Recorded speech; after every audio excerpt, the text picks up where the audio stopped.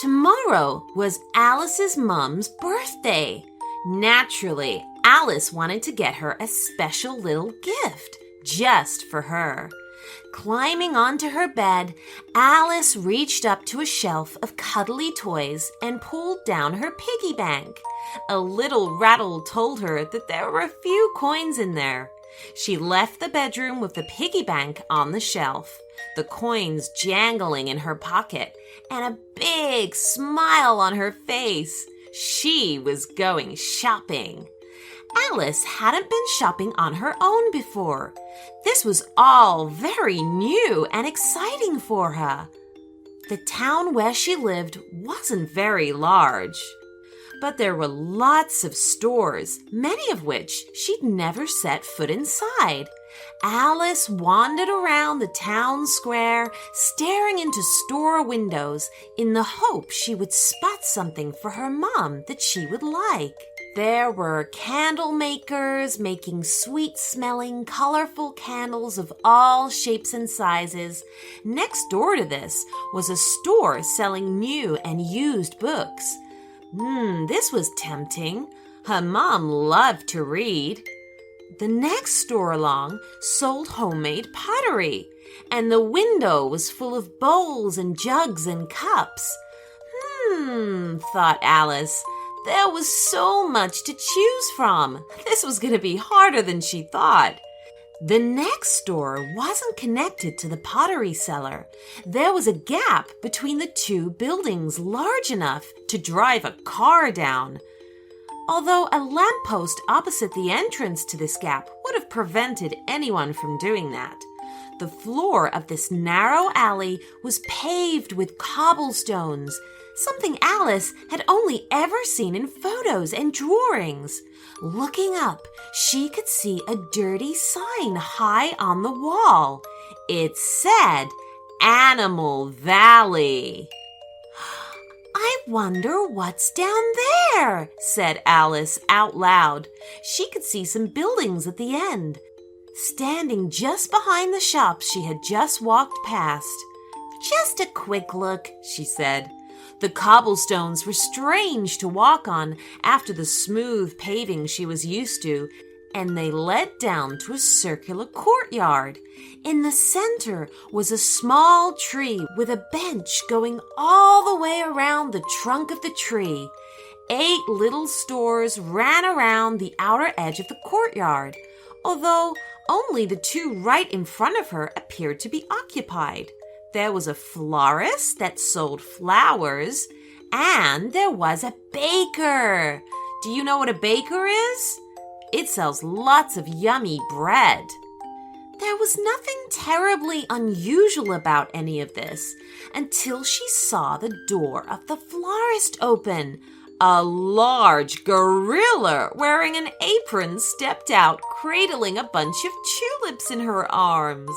As Alice watched, the gorilla carefully arranged the tulips amongst the display in front of her window. Seeing a gorilla with flowers was not something Alice tended to look at every day, so she was rather confused as to what to do next. She used the trunk of the tree to keep herself partly hidden as she watched. Suddenly, the door to the baker's banged open, and a jolly crocodile danced out with a tray of cupcakes, singing tra-la-la-la-la-la-la-la as he went. The tray was set down on the table before his window. As Alice watched, the gorilla and the crocodile's eyes met. As they met, they both made a herp sound and turned their heads away. It looked to Alice as if they were ignoring each other. Alice looked at the flowers and the cupcakes and thought that either of them would make a lovely gift for her mom, so feeling brave, she stepped around the tree. The gorilla and the crocodile both jumped in surprise. "A customer!" they both said at once. Now, wait a minute," snapped the crocodile. "I saw her first." "You most certainly did not," said the gorilla. "I did." "Oh, no, you didn't, you bumbling great baboon," said the crocodile. "How dare you?" said the wide-eyed gorilla, clutching at her apron. You long-nosed swamp stinker." "Outrageous!" shouted the crocodile. "Well, I may stink, but not as bad as the pong from your flowers." "Disgraceful!" bellowed the gorilla. "At least my flowers are fresh, unlike your stale old cakes." Excuse me," said Alice politely. "Please don't argue. I just want to buy a gift for my mom." The crocodile and the gorilla both looked ashamed. "Oh my," said the gorilla. "I'm awfully sorry. That was a dreadful way to behave." "Indeed," agreed the crocodile. "But please forgive us. You see, we don't get many customers down our alley." "None, in fact," added the gorilla. "You see, all of these stores were run by animals like us, and the people of the town would buy from us and sit under the tree, and well, they just sort of stopped coming," the crocodile baker explained. "Yes, that's right. They forgot all about us," said the gorilla with a sniff. The other stores closed. Now there is just 2 of us left." The crocodile wiped a tear from his eye. Alice felt sorry for the 2 store owners. "Well, I'd like to buy something, if I may." She rummaged around in her pocket and pulled out her few coins. The crocodile and the gorilla looked at her outstretched palm. "Oh, dear little girl," said the gorilla. "I'm afraid that's not very much money," said the crocodile. "Not even enough for a cupcake." "Oh," said Alice disappointedly. She sank down on the bench beneath the tree. "Oh, well, I guess I'll just have to draw my mom a picture or something." A picture would be nice," said the gorilla, trying to be helpful. Then Alice had an idea. Maybe I could draw you guys a picture," suggested Alice. "More a poster to go at the end of the alley to show the people of the town that you're down here. Would that help?" "Oh, well, that's a lovely idea," said the crocodile. "Oh, I've got some paint," hooted the gorilla as she clapped her hands. And I think I've got something you can paint on." Alice was soon at work, sprawled out beneath the shade of the tree, creating her colorful poster. She even drew the gorilla in her apron, holding a big flower, and the crocodile holding a donut. "Oh, perfect, perfect, perfect," agreed the 2 animals when Alice was done. Alice carried the poster to the end of the alley and tied it to the lamppost.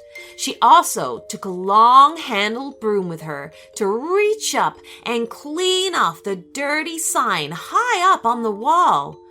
Almost immediately, people began to notice the poster. Alice watched person after person stop and then noticed the alley as if for the first time. Soon, there was a steady stream of people coming and going across the cobbles. Alice returned to the spot under the tree and watched people buying roses and daisies and lilies and sunflowers. They bought rolls and muffins and cakes and bear claws and pies. It was a tremendous success. Alice stayed into the afternoon until the alley eventually felt quiet. "My goodness gracious," said the gorilla. "Why, I've sold every single flower." "Amazing," said the crocodile. "I've not got a baked product left in the shop." "Oh, I'm so happy for you," grinned Alice. "But I really must get going. I need to draw my mom a picture." "Oh, wait a minute," said the gorilla. As she popped back into her store, she returned with a pretty bouquet of flowers. "These are for you, to give to your mom. I saved them." "Wow, thank you," said a wide-eyed Alice. "And there's this," said the crocodile. He was carrying a pink cake box with a delicious-looking white chocolate cake inside. "To make her feel extra special." Alice, though, suddenly looked worried. "But I don't have enough money." "Oh, don't you worry about that," said the gorilla. "You helped us." "So we're helping you," added the crocodile. "Oh, thank you," said Alice with delight as she got up to leave. "This is perfect." "Come back and see us again," called the gorilla. And that's just what Alice and the people of the town did, day after day. The end. So that you don't miss a single episode, just click that subscribe button.